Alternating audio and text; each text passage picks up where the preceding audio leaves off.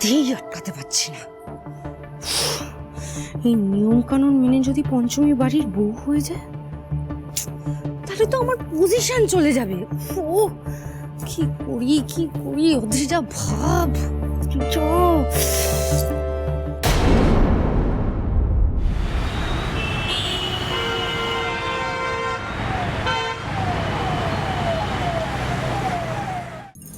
আমার ওপর অভিমান হয়েছে বুঝি। আসলে আমি ভাবছিলাম একবার যাব তোমার কাছে কি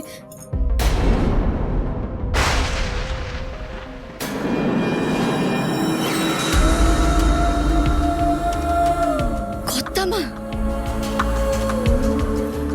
হাতে সময় নেই পঞ্চমী, তোর কথা মতো আমি বজ্রবাহনের ডেরায় গেছিলাম।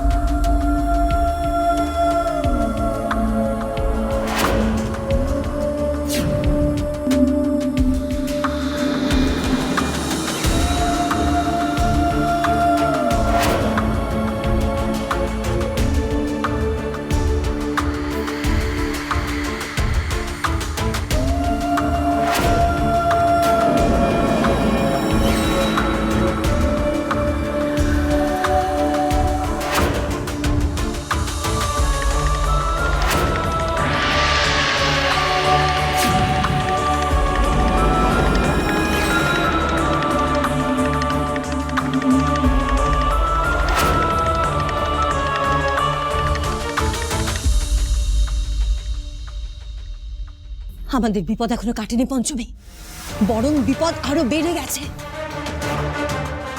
পঞ্চমী, ওই বজ্রবাহন এখন আরো শক্তিশালী হয়ে উঠেছে। ওই লাল কাপড়ে লুকিয়ে রয়েছে যত শক্তি। এর মানে কি তুই জানিস পঞ্চমী? তোকে এখন আরো শক্তিশালী হয়ে লড়াইয়ে নামতে হবে। পঞ্চমী, এখন তোর উপর শুধু কিঞ্জলেরই দায়িত্ব নয়, সমগ্র নাগকুল তোর উপর নির্ভর করে আছে।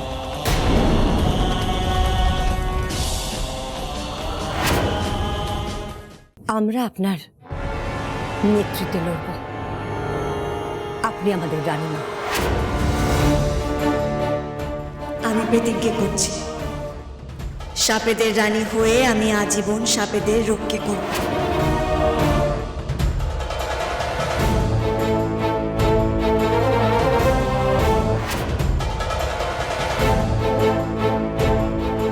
আপনি শুনছেন আমার কথা রানীমা? রানীমা ভাবুন, ভাবুন রানীমা, কিভাবে ওই শক্তিশালী বজ্রবাহনের বিরুদ্ধে লড়াই করবেন আপনি। ভাবুন রানীমা। জানি না, বজ্রবাহনের ক্ষমতা তো বেড়েছে, কিন্তু আমার ক্ষমতা যে কমেছে। এসব কি বলছেন আপনি? কি বলছেন রানীমা? নাগরানী তো নিজেই একজন প্রকাণ্ড শক্তি। আপনার আপনার শক্তি কি করে কমবে রানীমা?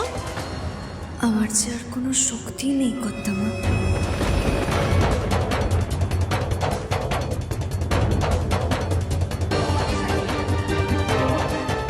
আমি নাগরানী নই।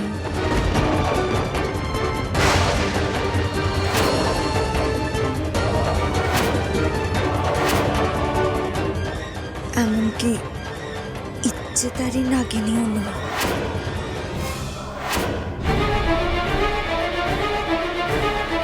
কি বলছিস তুই এসব? কি বলছিস? আমি আমার সমস্ত ক্ষমতা ত্যাগ করেছি কর্তা।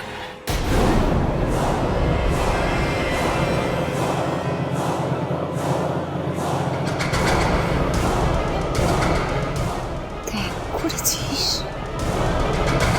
তুই নিজের থেকে ত্যাগ করেছিস? হ্যাঁ কর্তা, কিন্তু তুমি আমার ভুল বুঝনে কর্তা না।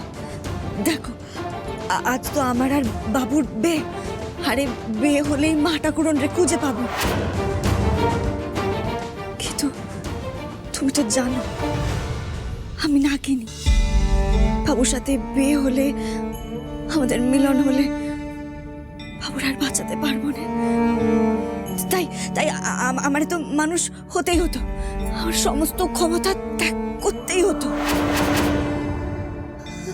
পঞ্চমী!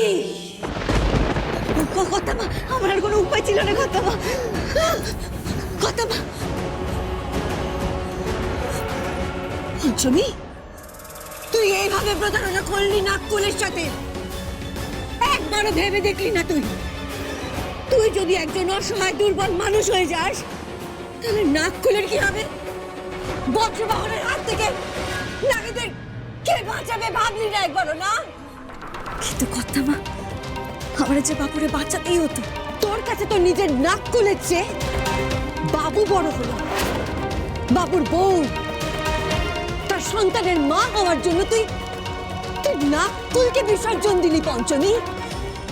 আমার আর বাবুর সন্তান হয়ে আমার গপ্পে স্বয়ং বাবা নীলকণ্ঠ জন্ম নেবে গো।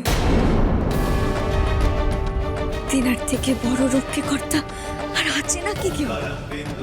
শুধু বজ্রবাহন নয়, ওনার মতো সমস্ত অশুভ, সমস্ত অমঙ্গলকে নিকেশ করতে বাবা নীলকণ্ঠকে যে জন্ম নিতেই হবে। শুধু সাপ নয়, সাপ মানুষ উভয় পক্ষেরই মঙ্গল হবে এতে।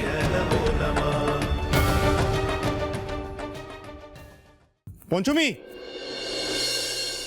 পঞ্চমী,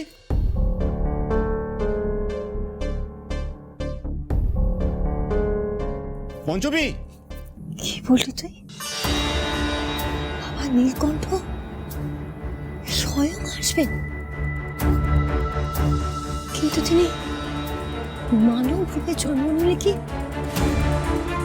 তার সেই দৈব ক্ষমতা আর থাকবে? কিন্তু মানুষ হয়ে তাকে সমস্ত দুঃখ কষ্ট ভোগ করতে হবে। সে আমি জানি না কত, সবে যে বাবা নীলকণ্ঠের লীলা গো। তিনি আসতে চেয়েছেন আমার গপ্পে,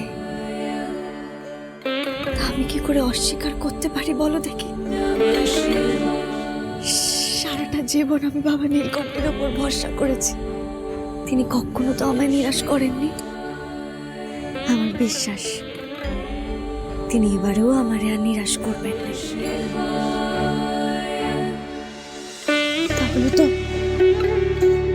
তাহলে তো পঞ্চমী আমার দায়িত্ব আরো বেড়ে গেল। এই বজ্রবাহন নাগমণির লোভে কিঞ্জলা তোর সন্তানকে কেড়ে নিতে চাইবে। তোর তো আর সেই শক্তি নেই পঞ্চমী যে তুই ওকে আটকাবি। প্রতি পদে যে তোর আমার সাহায্য লাগবে। হ্যাঁ কথা, তুমি ছাড়া আমার যে আর কেউ নেই গো। থাকবো পঞ্চমী, আমি সব সময় তোর পাশে থাকবো, কিন্তু কি রূপে থাকবো আমি? মেয়ের বিয়েতে যে মাকে থাকতে নেই। পঞ্চমী, যদি ওই বজ্রবাহনা চিত্রা আজই তোর কোনো ক্ষতি করতে চায়, তাহলে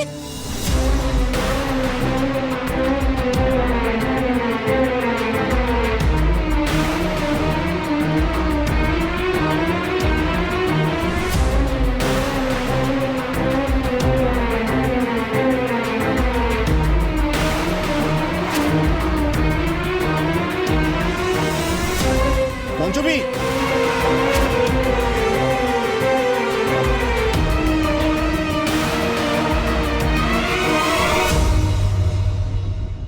বলছি পঞ্চমী, আমি থানায় গেছিলাম।